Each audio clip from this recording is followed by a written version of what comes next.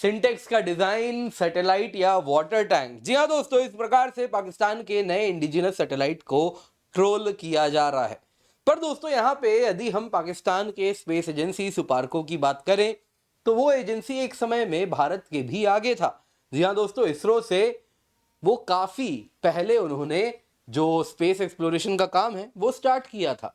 लेकिन फिर ऐसा क्या हो गया एग्जैक्टली, वो कहाँ रॉन्ग हो गए, कहा क्या उनसे गलती हुई, आइए जरा उस पर चर्चा करेंगे। लेकिन ये बड़ा इंपॉर्टेंट है जो पाकिस्तान के नए सैटेलाइट के साथ हो रहा है। वो हो रहा है दोस्तों सोशल मीडिया में, उसके एक इंडिजिनस सैटेलाइट को ट्रोल किया जा रहा है। वो पाकिस्तान जो इसरो से भी कभी आगे हुआ करता था, आज वो अपने सैटेलाइट को लॉन्च करने के लिए भी चाइना पे मजबूर है। दरअसल दोस्तों, जिस प्रकार से पाकिस्तान के इस सैटेलाइट को ट्रोल किया जा रहा है वो ये है, जो यदि आप देखें तो सच में दिखता तो सिंटेक्स के पानी के टंकी के जैसा ही है। तो इसलिए पब्लिक भी वही बात कह रही है, साफ साफ कह रही है कि भाई ये क्या आपने सिंटेक्स का डिजाइन चुरा लिया है। दरअसल दोस्तों ये जो सैटेलाइट है ये पाकिस्तान का पहला इंडिजिनस इलेक्ट्रो ऑप्टिकल सैटेलाइट है, जो कि चाइना के सैटेलाइट लॉन्च सेंटर से इसको छोड़ा गया है। यहाँ पे दोस्तों जैसे ही ये तस्वीर के साथ शहबाज शरीफ साहब ने, जो कि पाकिस्तान के सीएम अरे नहीं पीएम है भाई साहब, सीएम कैसे लिख देते हैं वो, तो पाकिस्तान के जो पीएम शहबाज शरीफ हैं उन्होंने ये काफी ज्यादा इसके बारे में तस्वीर शेयर करते हुए कहा कि सोरिंग हायर एंड हायर, और उसके आगे लिखा कि देखिए पाकिस्तान ने आज पहला indigenous electro optical satellite China के सैटेलाइट लॉन्च सेंटर से छोड़ दिया है, और इसके साथ ये क्रॉप यील्ड्स को प्रेडिक्ट करना, अर्बन ग्रोथ, इन सब को करने में बहुत बड़ा रोल होगा। सुपार्को की काफी ज्यादा इसके बाद इन्होंने तारीफ भी की। पर दोस्तों सोशल मीडिया में आज के ज़माने में कहाँ कोई बच पाया है। अगर आप देखें तो सबसे पहले तो जॉन्स नाम के व्यक्ति ने कहा, अरे भाई किसकी पानी की टंकी चुरा लिए हो तुम इस बार, और उसके आगे बढ़ के कह दिया कि सिंटेक्स का डिज़ाइन चोरी करके चाइना को ही बेच दिए। तो किसी ने कहा पाकिस्तान पहला देश बना जो पानी की टंकी को स्पेस पे छोड़ा है, water tank ultra pro max assembled in Pakistan, और इस प्रकार से अलग अलग ट्वीट आपको देखने मिले। और यहीं पे ये जो पुराना मीम है ये तो फेमस हो ही गया कि पाकिस्तान के सैटेलाइट ने पानी और वेल ढूंढा जुपिटर में, पता चला तो पाकिस्तान का सैटेलाइट अरेबियन सी में गिर चुका है। खैर दोस्तों, ये सारी मीम्स तो अपने जगह पे हुए, काफ़ी ज़्यादा शेयर हुए पाकिस्तान के सैटेलाइट के बारे में, लेकिन ज़रूरी हम कुछ बात जान ले। देखिए सबसे पहले ये चाइना के लॉन्ग मार्च 2D कैरियर रॉकेट के द्वारा इसे छोड़ा गया है, पहुंचाया गया है, लॉन्च किया गया है। दूसरा आप जाने तो दोस्तों सुपार्को इस सैटेलाइट के पीछे है। SUPARCO space and upper atmosphere research commission Pakistan की है। दोस्तों यहाँ पे ये जो सैटेलाइट की बात हो रही है, ये सैटेलाइट नेचुरल रिसोर्सेज, वैसे ही आप देखें तो disaster management, urban planning, agricultural development, इन सब के लिए काफी ज्यादा फायदेमंद होने वाला है और मददगार होगा।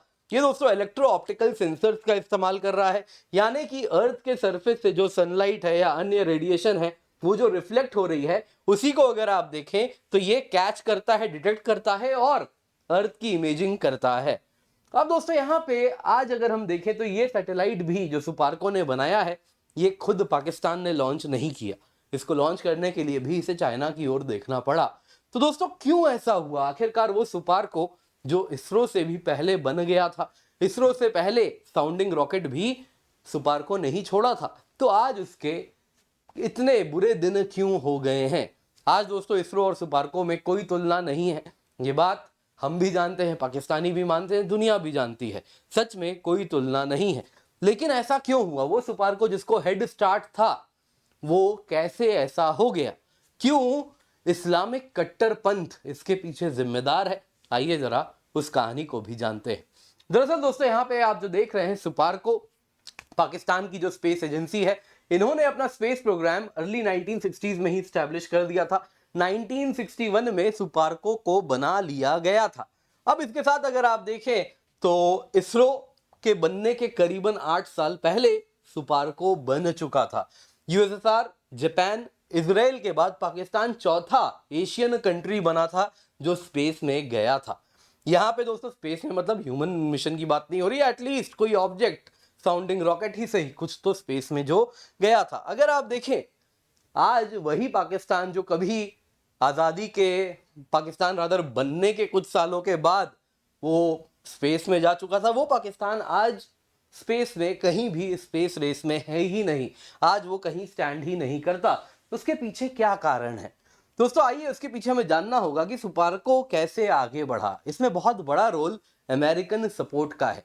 यूएस सपोर्ट की बात करें दोस्तों, कहानी क्या है कि लेट 50s में अर्ली 60s में यूएस को एक पार्टनर चाहिए था इंडियन ओशन में अपर एटमॉस्फेयर के विंड्स को स्टडी करने के लिए, उसे समझने के लिए। अब दोस्तों उस दौर में सैटेलाइट नहीं थे, तो साउंडिंग रॉकेट छोड़े जाते थे कुछ इस प्रकार से, जो कि सेंसर्स वगैरह लेके जाते थे, और उसके बाद उनको हम जो सेंसर्स वगैरह फिर बाद में जब ड्रॉप होता था तो डेटा हमारे पास आता था कि हाँ कितने एल्टीट्यूड पे हवा किस स्पीड से मूव कर रही है, किस गति से मूव कर रही है, किस दिशा में मूव कर रही है। तो वो करने के लिए इंडियन ओशन में यूएस को एक पार्टनर चाहिए था, और पाकिस्तान ने वो मौका पकड़ लिया। कहीं ना कहीं अमेरिकन ने पाकिस्तानीज को साउंडिंग रॉकेट दिया अपर एटमॉस्फेयर में उनके जो स्ट्रेटेजिक ऑब्जेक्टिव्स थे वो अचीव करवाने के लिए, और इसके साथ सुपार्को आगे बढ़ के फ्रंट फुट पे खेलना शुरू किया। सुपार्को आज 1960s की बात है, जहां पहुंचा था उसमें बहुत बड़ा रोल प्रोफेसर अब्दुल सलाम जी का भी था। दोस्तों प्रोफेसर अब्दुल सलाम कौन है, आप इनको तस्वीर में देख रहे हैं। ये पहले मुस्लिम, पहले पाकिस्तानी थे जिनको साइंस में नोबेल प्राइज मिला था। अब दोस्तों साइंस में ये फिजिसिस्ट थे, फिजिक्स में इनको नोबेल प्राइज भी मिला था।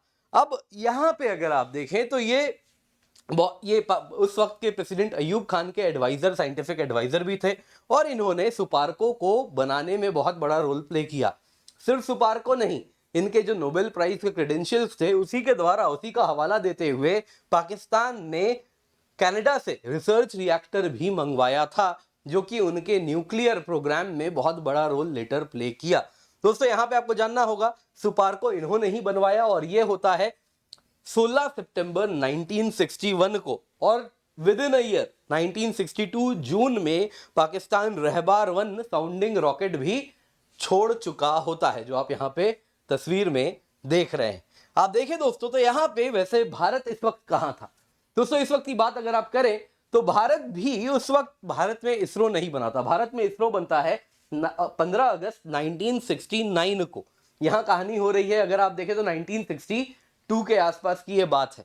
जैसे ही जून में ये लोग लॉन्च करते हैं, उसके समय से ही भारत में भी कहीं ना कहीं अगर आप देखें तो थोड़ा सोचना हमें पड़ता है, पाकिस्तान कहाँ जा रहा है, हम अभी भी इसको सीरियसली नहीं ले रहे। तो भारत में INCOSPAR, Indian National Committee for Space Research का गठन होता है 1962 में।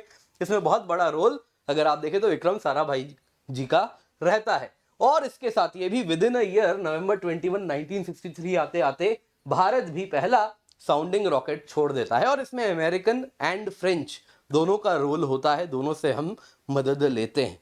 लेकिन दोस्तों यहाँ जानना होगा वो सुपार्को जिसको इतना हेड स्टार्ट मिला, जिसने आने वाले दिनों में और भी कुछ कारनामे किए, वो अचानक से गिर कैसे गया। विद इन 10 ईयर्स आते आते सुपार्को को इसरो ने कैसे बहुत जल्दी मात दे दिया, क्या कहानी थी दोस्तों इसके पीछे अगर आप देखिए on the face of it जो कारण बताया जाता है वो तो ऐसा है कि देखिए 1971 का वॉर हुआ, 1972 के बाद यूएस ने सुपार्को की फंडिंग काट दी, पैसे देने बंद कर दिए अपर एटमॉस्फेयर में। यूएस ने कहा हमें और रिसर्च के लिए आपको और पाकिस्तान को हमें फंड करने की आवश्यकता नहीं है।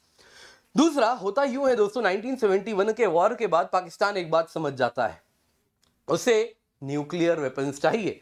जो लिमिटेड रिसोर्स है वो सब डाइवर्ट किया जाता है न्यूक्लियर वेपन्स प्रोग्राम के लिए। जो इंजीनियर सुपार्को के लिए काम करते थे उनमें जो पीक इंजीनियर्स थे, जो बेस्ट इंजीनियर्स थे, उनको पाकिस्तान एटॉमिक एनर्जी कमीशन के द्वारा के हवाले दे दिया जाता है कि चलिए आप वहां पे काम कीजिए, न्यूक्लियर बॉम्ब के लिए जो मटेरियल चाहिए वो जुगाड़ने का काम कीजिए।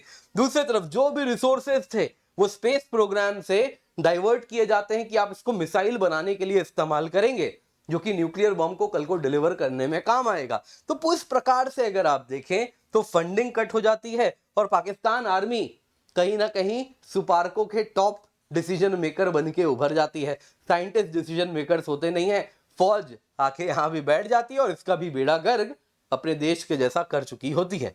पाकिस्तान आर्मी दोस्तों जिस प्रकार से टॉप मैनेजमेंट पोजीशन में पाकिस्तान के अधिकतम पब्लिक सेक्टर ऑर्गेनाइजेशन में बैठती है, वैसे ही सुपार्को में बैठती है। आज भी कहा जाता है, कई लोग ऐसा कहते हैं कि सुपार्को का जो ऑफिस है उसके अंदर मॉल वगैरह है, कई छोटी छोटी दुकानें चलती हैं।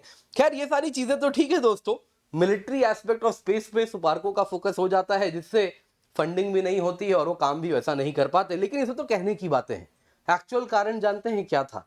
एक्चुअल कारण है कट्टरपंथ। दोस्तों अगर आप देखिए पाकिस्तान में 1977 ऑनवर्ड जिया आ गए और पाकिस्तान होने लग गया इस्लामाइज। जो पाकिस्तान में इस्लामाइजेशन हुआ या शरियाकरण पाकिस्तान का तेजी से होने लगा, वो बहुत बड़ा रोल प्ले किया। अगर आप देखें तो पाकिस्तान में चुराई हुई टेक्नोलॉजी से आप कहां तक आगे बढ़ेंगे?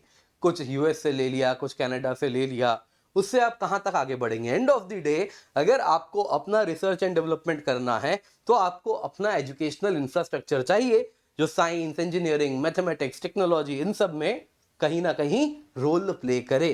लेकिन दोस्तों पाकिस्तान में जब इस्लामाइजेशन होने लगा तो उनको लगा कि सब कुछ अब कहीं ना कहीं जो साइंस की फील्ड से, मैथमेटिक्स से, इंजीनियरिंग से वो बहुत दूर जाने लगे। पूरा का पूरा फोकस ही उनका शरियाकरण में जा चुका था। वो कोर एजुकेशनल इंफ्रास्ट्रक्चर जो चाहिए था वो मौजूद नहीं था। दूसरी तरफ क्या हुआ? वो प्रोफेसर अब्दुल सलाम जिन्होंने पाकिस्तान को इतना कुछ दिया, उनके साथ क्या होता है?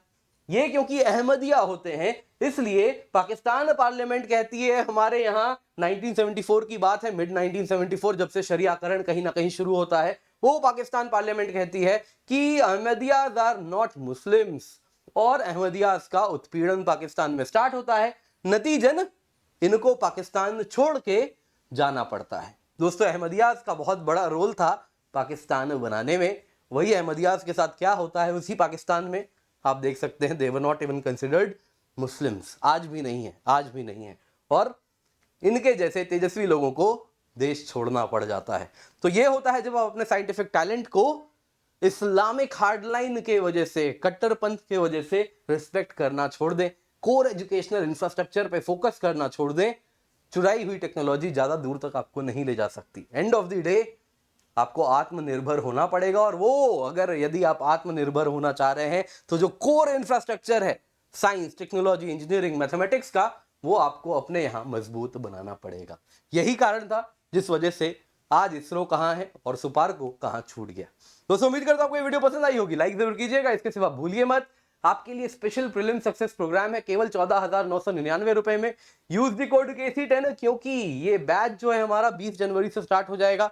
इसको अपने हाथ से जाने ना दे। कंप्लीट जीएस कवर कराएंगे, कंप्लीट सीसैट है, मॉक टेस्ट मिल रहे हैं, वैसे ही आपको नोट्स भी मिल रहे हैं, थ्योरी भी कराएंगे, करंट अफेयर्स भी कराएंगे, लाइव क्लासेस भी हैं, डाउट सॉल्विंग भी है। निश्चिंत होकर आप जुड़ सकते हैं। इसके सिवा Unacademy all India prelims mock test 26 जनवरी को, इसको बिल्कुल भी मिस ना करें।